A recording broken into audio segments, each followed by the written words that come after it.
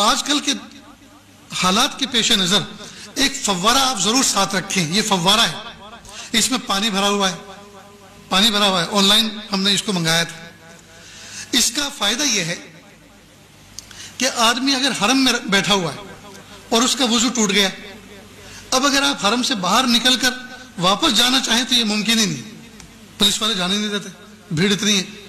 اب وضو ٹوٹ گیا, جگہ بھی سنبھالنی ہے, نماز بھی پڑھنی ہے جماعت کے ساتھ, اور وضو بھی کرنا, اب کیا کریں؟ تو آپ ایسا اپنے ہینڈ پرس کے اندر ساتھ میں ہر وقت پانی بھر کے رکھیں اور اس سے آپ وضو کر لیں. اس سے وضو کرنے کا طریقہ بہت آسان ہے.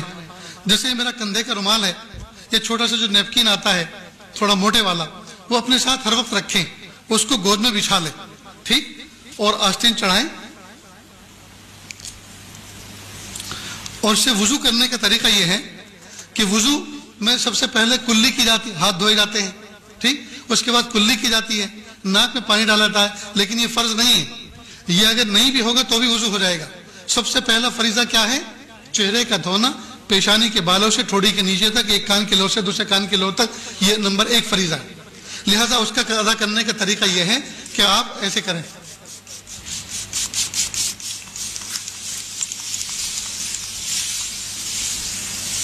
دیکھو میرا منہ بھیگ گیا نا, اس کو میں نے مل لیا.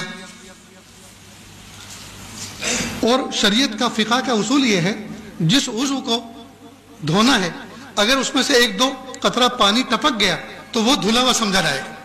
یہ تو قطرات تو ٹپک گئے تو چہرہ دھل گیا.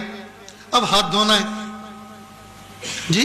دوسرا فریضہ انگلیوں سے لے کر کوہنی تک, کوہنی سمیت اپنا پورا ہاتھ دھونا, دونوں ہاتھ دھونا. تو اس کا طریقہ یہ ہے کہ آپ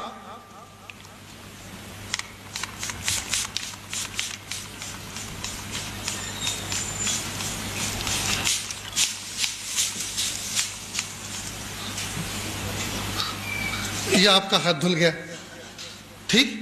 اسی طرح سے دوسرا ہاتھ دھونا ہے, اسی طرح دوسرا ہاتھ دھونا ہے. آپ میری طرف دیکھیں, بہت اہم کام چل رہا ہے. دروازہ کھولنا تو آپ نے یہ بچپن سے دیکھتے آئے ہیں, کھولتے بھی ہیں بند بھی کرتے. تم بھی کھڑے ہو یار, جو نہیں دیکھنے کا ہے وہ دیکھتے ہو, جو دیکھنا ہے اس کو نہیں دیکھتے.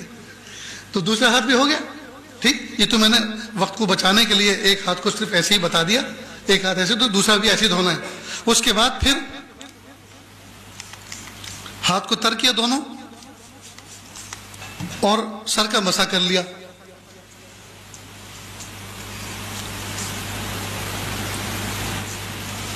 ہو گیا مسح. اسی طرح دونوں پیر کو دونوں. اب نہ دریا بہا, نہ نالی چلی, نہ جو ہے کسی کو کراہت ہوئی, آسانی کے ساتھ بیٹھے بٹھائے اپنی جگہ پہ حرم میں آپ نے وضو کر لیا. ایسا ہی آپ جہاز میں کر سکتے ہیں, ایسا ہی آپ بس میں کر سکتے ہیں, ایسا ہی آپ ٹرین میں کر سکتے ہیں, اور ایسا ہی آپ ہر مجمع میں کر سکتے ہیں, اور آپ باوضو رہیں گے. سمجھ گئے دوستو؟ تو آپ اس طرح کا پرچیز کر لیں, اپنے ساتھ بھی رکھیں.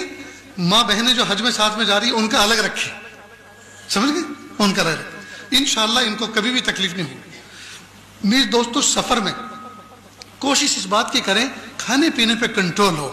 دیکھو آپ بھوک برداشت کر سکتے, لیکن کھانے کے بعد جب استنجے کا تقاضا ہوتا ہے, اگر مناسب جگہ نہ ملی تو وہ برداشت نہیں کر سکتے.